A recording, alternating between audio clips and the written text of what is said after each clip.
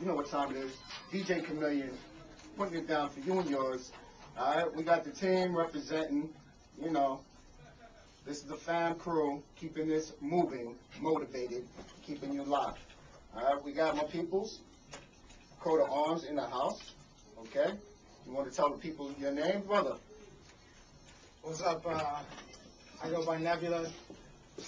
Okay, I'm sorry, brother. Let's do this again. DJ Chameleon, we got my people's coat of arms right here. Introduce yourself, fam. We're Coat of Arms, New York dubstep label, original New York dubstep label.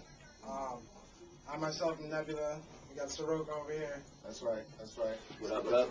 There you go. Yes, sir. Yeah, man. All right, man. So, yo, the music sounds really good. You know, we love this. We got the following who's definitely, backing us 100%. So that's a good look. All right, let me ask you a couple of questions. So where you guys hail from? Like, I know you said New York, but like where from? Yeah, I grew up in Manhattan. Okay. In lower Manhattan, and basically got my start at Concrete Jungle. Okay. Been a resident there for 3 years now. No doubt. What about you, Sor? Originally out of Western Mass, but been in New York about 3 years. Started making hip hop with Nebula like 4, 5, 6 years ago. Then we, evolved onto dubstep. Also a resident at Concrete Jungle. All right, that's right. Yeah, Concrete, Mac, the whole time, the whole people down there. Yeah, man, big up KJ, all over the world. Yeah, well, it's a worldwide thing. For anybody who doesn't realize, this is a worldwide thing. I mean, it's been around for a while, and basically every country, every city, there's a KJ, Concrete Jungle, okay? All right, so let me ask you now, how long you been doing this? How long you been I've been DJing for about 10 years now. 10 years. And producing for about 6. All right. And then we started the record label, Coat of Arms, in summer of 2007. Right. So we've been doing that for a couple of years now. And what's the response been so far? Really good. I mean, we basically, I started the label with another partner of mine, Dor, who couldn't make it today. Okay. But, we originally started the label just to release our own productions, our own tracks, and Right. Since then it's really grown a lot. We, got a lot of response, got a lot of submissions, producers all over the world. So, we got about 25, 30 artists now, digital and vinyl. Yeah, right. So. And you guys do a lot of your own production, that's true? Yeah, that's true. Yeah. Okay. That's a good thing, actually. Me, myself as a DJ, I don't quote myself to be anything beyond a DJ.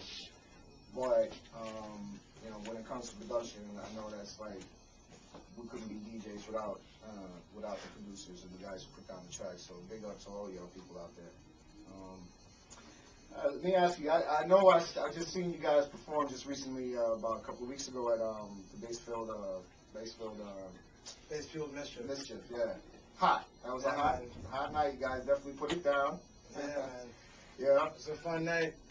Yeah. And anybody who missed it should definitely come out on New Year's Eve.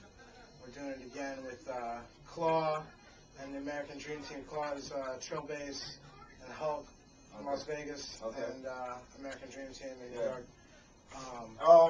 Who else was there with you guys? Hellfire performed with you guys. Yeah, Hellfire Machina was there. Yeah. And, Eno. Right. And Odie was there. And DJ Odie, yeah. Okay. And that's for my people out there who already know Jody from Hellfire. They was in a couple of weeks ago. Yeah, put it down, ripped it up. Okay. That was big up Hellfire. Yes, sir. All right, so let me ask you about your partners. Like, who'd you partner? You partnered up with anybody? I mean, other than let's say Hellfire and whatnot. Yeah, I mean, Coat of Arms is working pretty close with Hellfire. All right. I know you got this whole thing coming out now with the Wu-Tang. Yeah. The Wu-Tang is out. It's Wu-Tang Meets the Indie Culture, Volume 2, Enter the Dubstep. Okay. It's came out on Frank Radio and iHip-Hop Distribution. No doubt.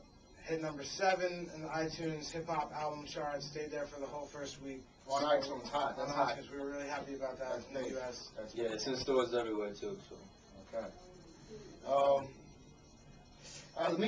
So like, for what you've been doing, like, you know, who'd you look up to? What got you inspired to actually do this? I mean, I really started in drum and bass. You know, started going to Concrete Jungle in like 97, 98. Okay. You know, with the Wetlands and.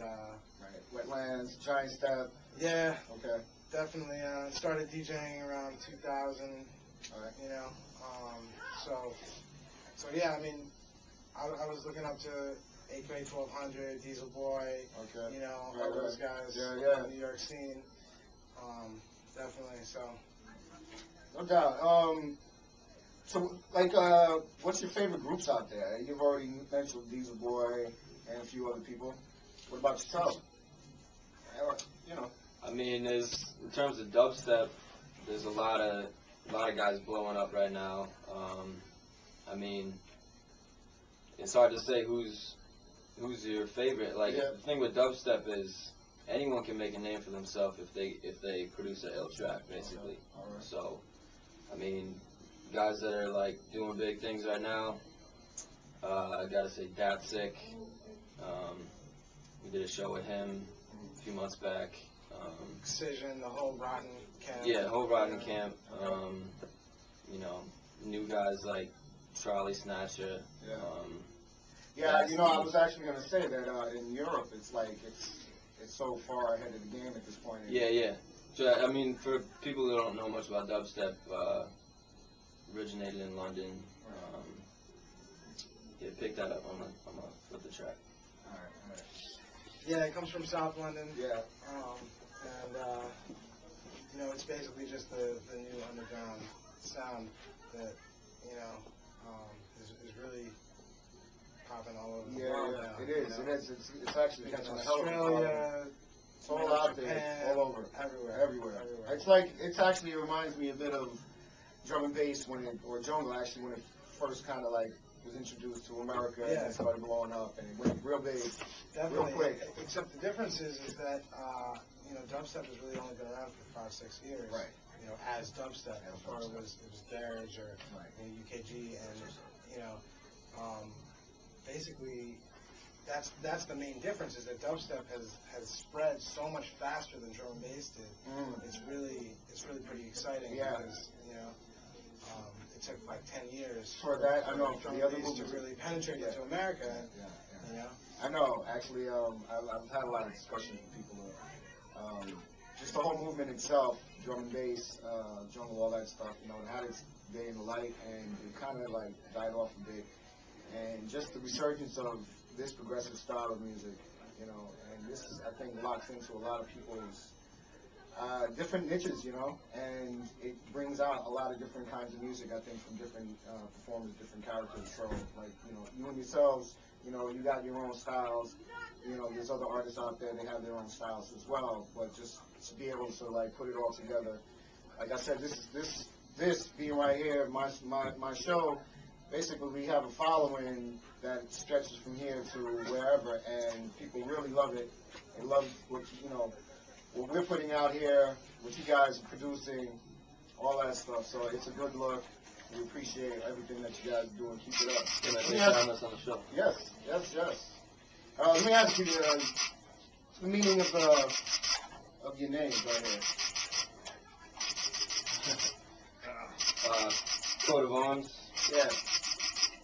You want to tell us what the meaning of that? Is there a meaning behind that? It's just coat of arms. I don't think there's really a meaning behind it. Well, I mean, you can go back to like the history of like heraldry and shit, and you know, in the Dark Ages, whatever. Okay. I mean, the sound that we represent, dubstep, you know,